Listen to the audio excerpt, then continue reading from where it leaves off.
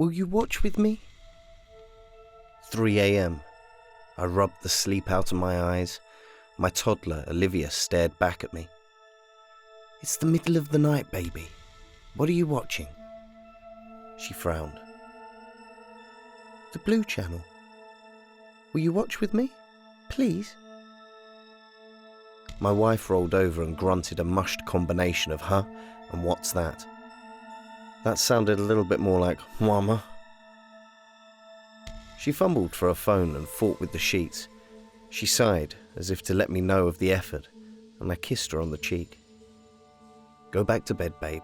I got this one. I couldn't see anything, but Olivia reached out and grabbed my hand, and off we went. She led me into the hallway with a gleeful little hop step that shook the floor. I flicked the light switch by the bathroom. Nothing happened. Power's out, I grumbled. No television tonight. No, Livy wailed. The TV still works. It does. Come see, Dada, come see. Rain pelted the windows. Wind whistled through the cracks. A major storm hit our small town in the valley. They closed the schools. My office shut down too. The meteorologist predicted 3 inches of accumulation, and I can remember the gut-aching stress that news caused us. About the house, about the cars, about everything. When you're a kid, bad weather is exciting. But when you're a parent, you worry. You always worry. Time for bed. But the Blue Channel's still on, Olivia pouted. Really, even without the power, it still works. I want to watch it together. Will you watch it with me, please? I groaned. Okay, sure. Let's go look. Hurry. She took off with an overloaded diaper so low it almost skidded across the ground. That overworked piece of cloth reminded me that she was just a little kid, regardless of how big she sounded. I loved everything about her at that age. We got to change your diaper, kiddo. I was watching, she interrupted, and they said they wanted to talk to you. I stopped her. Who wants to talk to me? The show, she smiled. The Blue Channel. It's a kid's show? Yes. And it's on at night? Only at night. And they want to talk to me? I don't know if it was the shock of everything or just my general clumsiness, but a nail between our old floorboards caught my pinky toe at just the right angle and I shouted out, "Fuck!" just before my 3-year-old pushed me. That's right. She actually pushed me. No, Daddy, no. The man on the Blue Channel said no cussing. Never ever cuss. It's inappropriate and rude, and you should know better as an adult. I was astonished. I couldn't believe her tone. She was so articulate, so angry, so adult. The reaction caught me totally off guard. I'm sorry, honey, you're right. She turned and marched towards her room without another word. I followed. We quickly found the source of the issue. The only light in the house, a blue one, trickled out from underneath her door. Told you. I flicked the other switches a couple of times just to be sure, but nothing else responded. I thought about the cause. I tried to wake myself up at the same time. Olivia took the lag as an opportunity to move. She darted ahead and pushed open the door. Wait, hun! The entire corridor became engulfed in blue. Our pictures, the blinds, the wallpaper, everything had a blue tint to it. Even my daughter. At the time, I blamed the strength of the light on the fact that all the others were out. I couldn't think of any other cause. Do you believe me now? I found the television right where we left it, up against the far wall next to the dresser. The Blue Channel was nothing more than a blank screen. You might recognize it, depending on your age, because it was one of those you had to be there kind of things. If an old television can't get a signal from a cable box, it'll show a blue screen with input 1 or something written at the top. Totally normal. Another mystery blamed on bad technology. Sure. I still couldn't figure out how the damn thing drew power. I traced the cord to the wall and kicked out the plug. The screen stayed blue. I messed with the knobs on the front. Nothing changed. I gave the side one good smack before my daughter grabbed my hand and shouted clearly, "No, Dada, no! Do not touch that TV!" She punched me. I couldn't believe it. This wasn't play fighting. This was real anger. Her eyes were determined. Her voice was shrill. She shrieked like a banshee. She aimed tiny little fists of fury in places she shouldn't know would yield results. And it disturbed me, even then. My kid knew not to punch people, let alone Dad. She never did this type of stuff. Not my Olive. "Honey, stop it!" She hit me again. "Why aren't you listening?" I snapped. "Do you need to go to timeout?" She whimpered and pointed at the television. "The man wanted to introduce himself to you." She sniffed. "Before the ceremony." "What man?" Suddenly the screen flickered. A picture of a stage appeared. "Honey, what man?" Olivia pointed at the television. "Watch." An applause track echoed without an audience.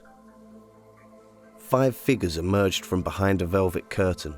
They all wore masks with black clothes and black hats, so you couldn't see much. But the first one was the biggest, and they all seemed to get shorter in height from there.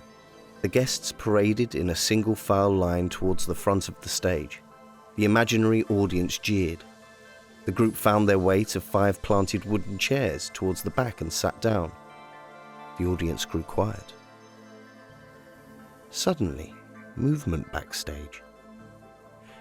A man in a rabbit mask walked out. He looked lost at first, then confused, then altogether shocked by the presence of a camera.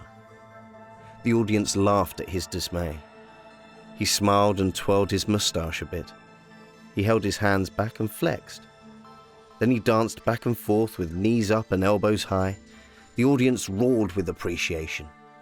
He took a bow and nearly fell down. Even Olivia chuckled at that bit. "Is that the man?" She ignored me. I turned up the volume. Rabbit Mask parked himself in the highest chair above the other participants and posed with one leg on top of the other, as if interviewing them. He pulled out a set of index cards. He dropped one to the floor and fell down, picking it up. The audience laughed again.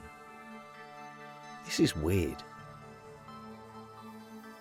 Olivia slugged my shoulder. The clapping stopped. The group of characters stared blankly ahead.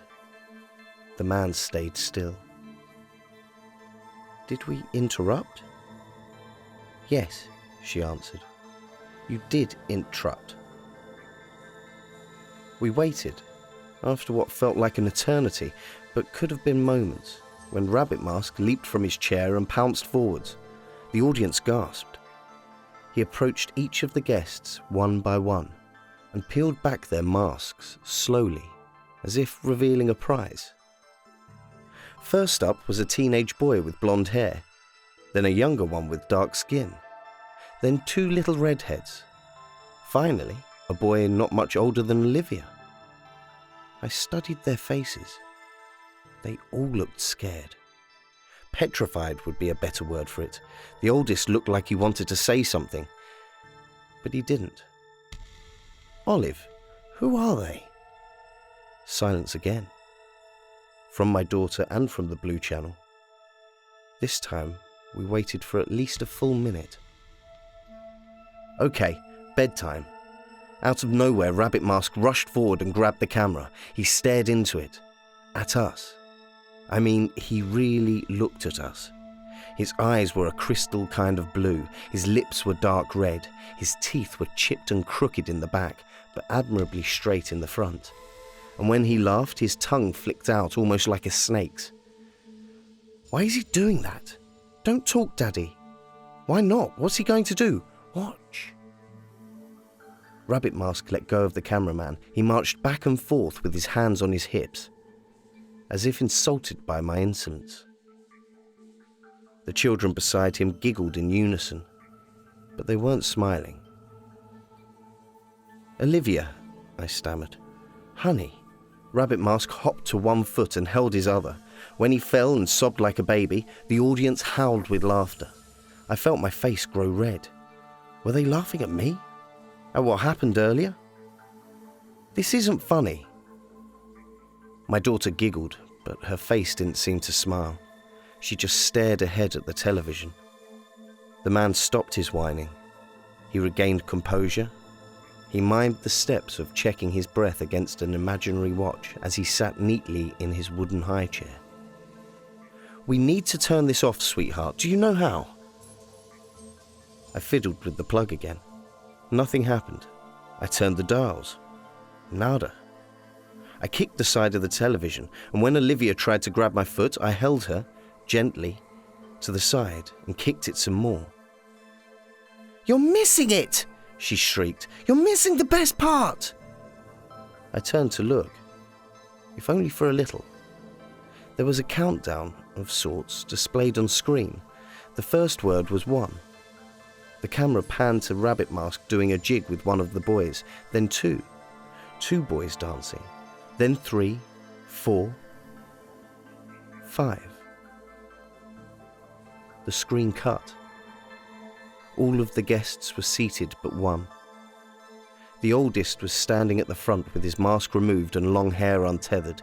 His knees bounced together nervously. His skin appeared pale and sickly. A thin line traced down his light-coloured boxers, and he opened his mouth to say something, to scream it, but his voice stayed mute. A figure approached from behind the curtain. Oh no, he never saw him. "Turn around!"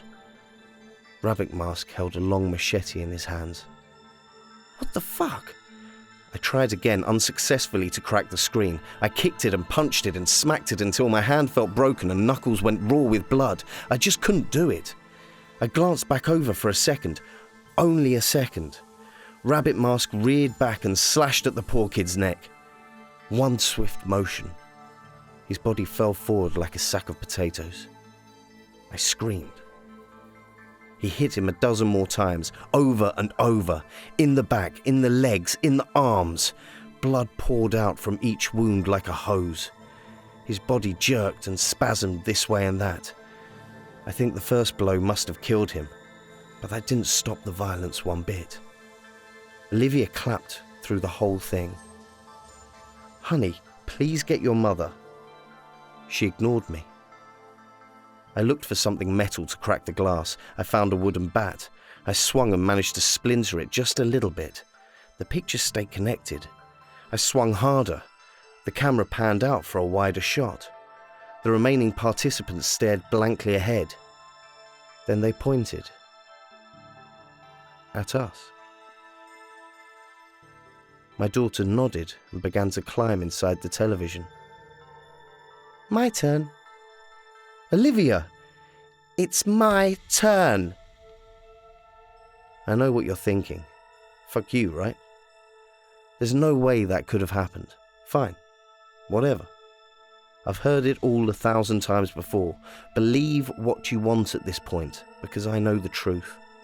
She used the bottom as a ledge, and as soon as one leg was inside, it disappeared with a horrific suckling sound. I held her left hand tight, like I held my own life. But it wasn't enough.